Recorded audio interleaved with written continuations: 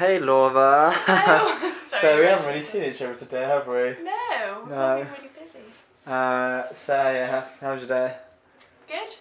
I was just saying, I've had like my best and worst performance today, probably. I saw one in the morning, and it was really bad. So I was like, oh, I've got to see something better. And then what did I see first?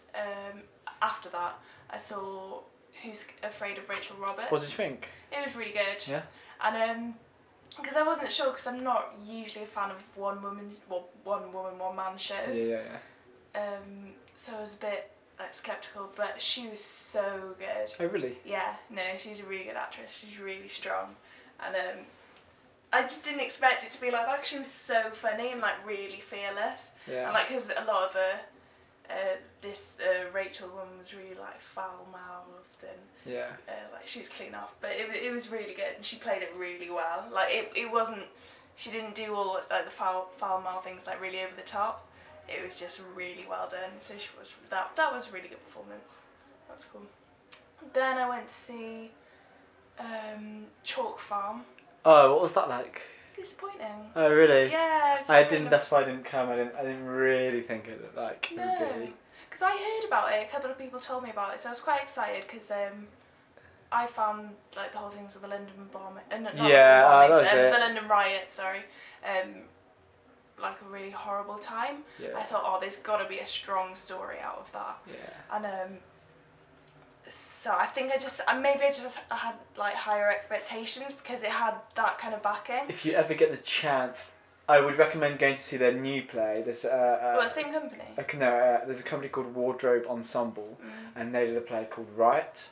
But it was about a riot in a London IKEA, where it got so drummed up the opening that people ended up rioting and like stabbing each other over furniture.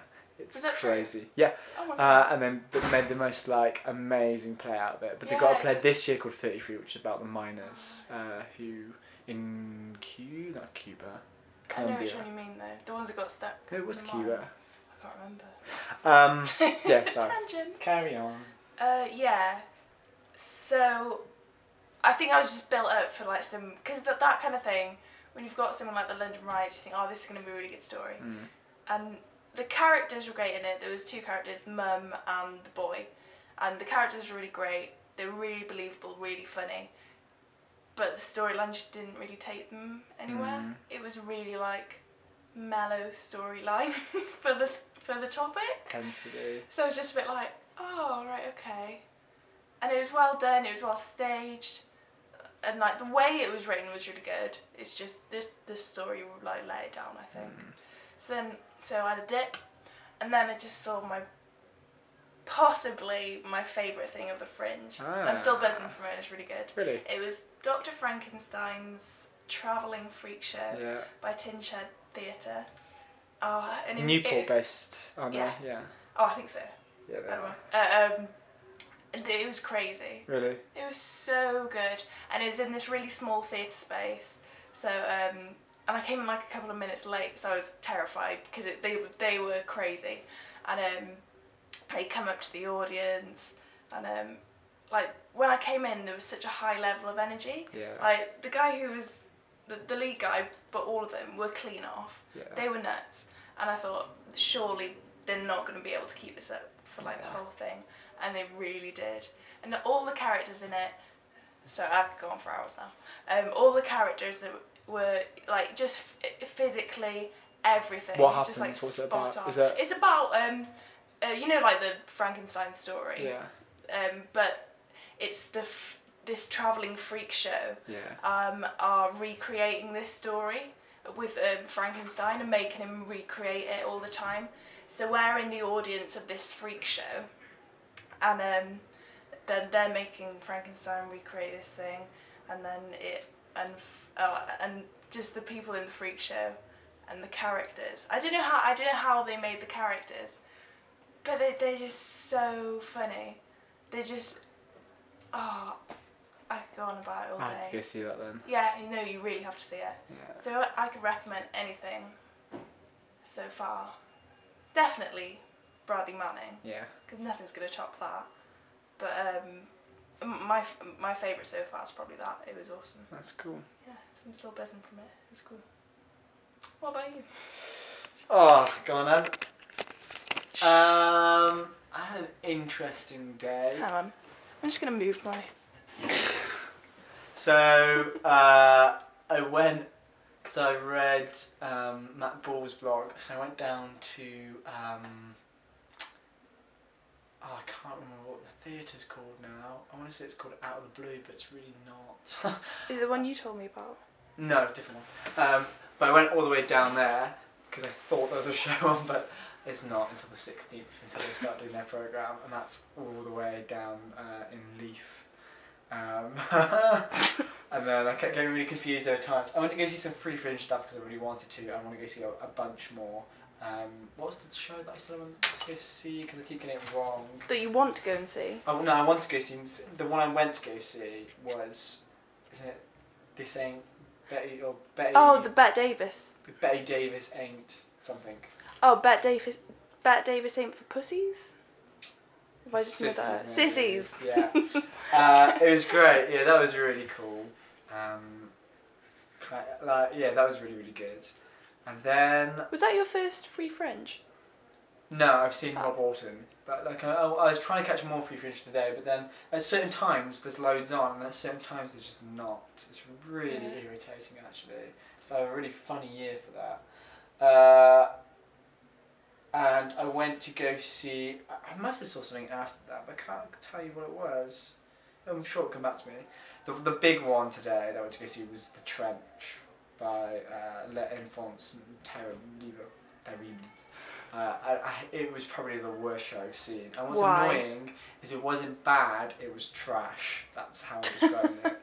Because the production value was really good, and why it was bad was because you could see how much money had gone into it, and how like the room was like filled, and it's got awards and stuff in previous years, but it's just like a waste of money, because it's supposed to be about a story during World War One, about a guy who gets stuck in a trench, and the whole thing is done in this storytelling mode where they narrate it, and like so everything is exposition, no emotion is told. It's all like false gravitas and drama. And then they had these puppets, and they kind of made this myth up where the cave falls down, and then he meets this monster thing, and he has these 3 tasks. But like, it was just rubbish. Like, it was just stupid. Not stupid. Just everything I hate about like choosing a subject like that, and just not. They could have just done anything. Like, no relationship between form and content. It's the one thing that annoys me so much when people don't do form. Form and content is the single most important thing. If you don't get it right, and then story as well, which seems to be one. It's the time and time again. It's the thing I see. The fact that I can see something in a Free Fringe that is better than your show, like, is insane. I think.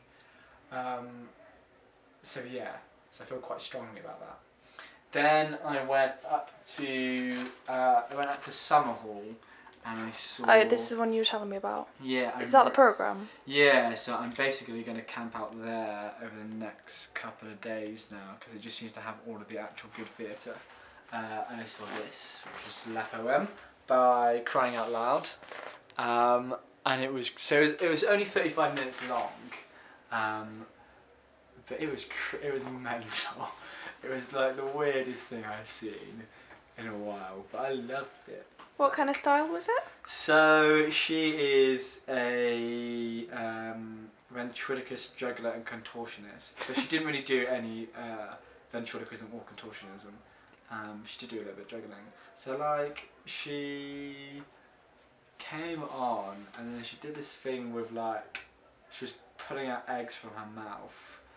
And she just had all these eggshells at different points in her like body, and it would just fall out occasionally. And then like, there was I can't even describe. That's the thing. I think you've got 10 seconds left. Ah, that was really good. 6, 5, It's fine. 4. I'll match it in a second. It'll be fine. Just stop it. Night. starting to go down now. Okay, is it working? Yeah. Yes. She did this crazy thing where she like split these eggs and then took out all the yolk, took out all the white and just had the yolk, and then it was like moving down her arm. It was crazy. And there was a bit where she had all this egg on her, and all these eggshells, and then she just was rubbing her face in the floor. So is this free? No, it was £11. But it was so good. It's genuinely quite undescribable. No text at all, but I absolutely loved it. It's crazy. So yeah, that was cool. And then I went to go see. Oh yeah, my Welsh show today was This Was Your Life, which is going to sound harsh, but it was much better than I thought it would be. Who was that by? That was by Quite Nice Theatre.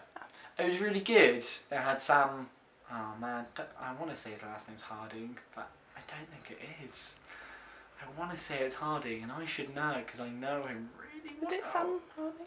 Not Sam Harding. I think it's. Sam Harding's the guy that you saw the other day. Yep, Sam Harding. Sorry, Sam. I really enjoyed it. It was really, really good. Again, like it was like a really low budget in just a tonic, the caves.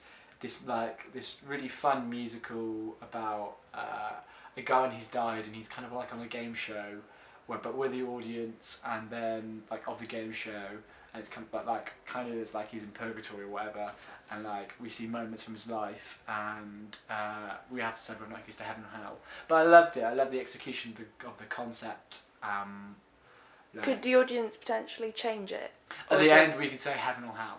Was the kind of change we had. But like some really great characters and really great moments. It was really genuinely worth watching. The fact, like I would say, for something low budget, go see that. Don't go see The Trench, which has got loads of money in it, but hasn't done it. Theatre is crazy. And then I went to go see Simply the Jest, which had I've got a card. Izzy, there you go. Izzy Raby, and a lot of people who are originally from Exeter University. It was good. It was pretty much like a straightforward sketch show. I think I was a bit tired, so like I didn't enjoy it as much as I would have in a different mood. But yeah, it was really good. Like, you know, very well executed. Like the only thing I would say, they had some really cool concepts, like this thing with inappropriate iPhone apps, and they were very good at doing like running scenes and then bringing them back in. They've got the concept kind of down. My only thing would be that, you know, maybe the writing could have been a bit better. Like I just think that some of the scenes drifted a little bit, as in like I think the best comedy comes up when you have this one idea, this one kind of like principle in the scene, and then you keep bringing that's the rule, that's the law, and you accept that law as an audience member, and that makes the whole thing ridiculous, and then you can just keep playing with it and you stretch it, I think is what's really good. But like some of their scenes would have like a couple of things going on which were very different and didn't quite, I think, sometimes weren't as snappy as they could have been. But it was good. Like they were a good group, and they're good fun. Yeah. That was cool. And now I'm tired. Yeah. So it's been good. But I think there's a couple of things coming up in the next couple of days that I'm really excited to go see. And people keep suggesting stuff, and I just keep forgetting it. I know. There's too many names floating around in my head. I'm like, yeah, that sounds good. What was it? Yeah. I literally just had something. Anyway, bye. We're having an early night tonight. It's so good. Night.